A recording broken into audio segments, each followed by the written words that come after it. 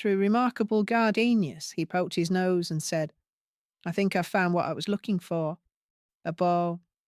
I didn't believe a word. I stood with folded arms as the rest of him emerged, and that rest of him I speak of was partially clothed.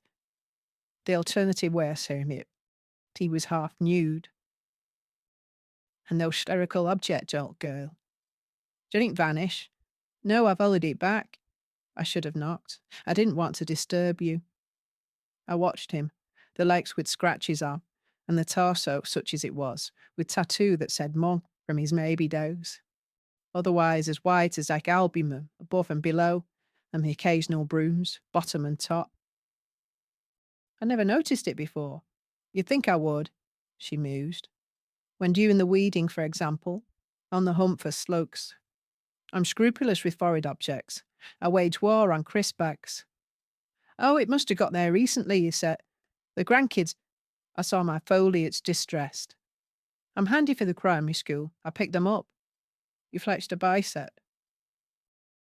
I had my tea towel ready to fend him off, should he trifle any business and approach, but he vanished behind tubs. Look at me, in this position, close to 60. Would you call it a predicament? A widow, comfortable, range of hobbies, no mortgage, and no husband now, the two are linked. Well off, I think you'd say. I know the fat around the middles as expected. Not a tiring, to repeat, approaching 60.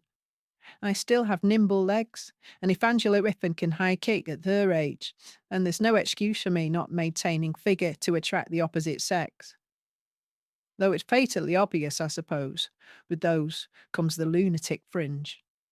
A man, as they said, cannot help acting on impulse, hence him in the bushes and its step, aged, a glut of offspring, friendly enough, but with a wife estranged doing charity work, no more than not the odd hello. I assume she wouldn't know. He was taken to secreting his bulb in the cypresses Leyland beyond. Of a night when the moon is full, and I had not yet drawn the blinds on the window about the patio, he's unclothed, even in the freezing depths of winter. Since my husband's coronary glimpses of sci-fi to have accelerated quite considerably, I looked to the blue tips by the summer house, where my guest window bear home before his heart gave out, and catch movement, someone climbing the fence between our boundaries. And it's spring-heeled Jim, with boxer shorts back to front and a frock band's mask on. I give this detail not gratuitously, but should police report require. It's so he's not recognised, presumably. Flippers on the feet, I cannot fear will be anything short of the burden. But they had them, with a snorkel, and I'd recognise that chest anywhere. I'd seen him sunbathe in the garden on occasion. I realise now that was a precursor to accelerated level of show. Torso, the sort you'd bought at Rummick's Court in the 70s. Verdant, lush, thickly forested. On a gut with aforesaid mum stencil, though, kept thick with a bulwarker. In such situations, far be it from me to confront. I'm a respectable woman. I don't do scenes. Just draw the curtain, Yoru. If you ignore it, it will go. But more and more as dusk falls, then dawn, then midday. He is skulking behind my tree. And now the football incident that commit. So I don't puncture whatever dream he's made, blown out of all proportion. Then what is left?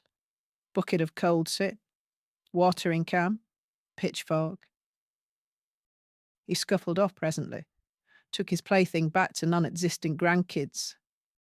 I arranged my gardenias in shape that doesn't have a hole of his bulk and size in. Price up barbed wire, broken glass, that may regulate. What do they say about deterring cats? Thin bags and bottles filled with water? Perhaps. This can't go on, howsoever. A BB gun from the bunker with the sights on my intruder's private bits might wake you up.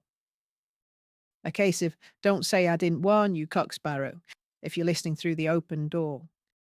Know that there is never a truer word spoken in jest, or in blurs, or the classifieds in the Evening Gazette. You're on report. Pray don't get published. Peacock and I won't say a dicky bird.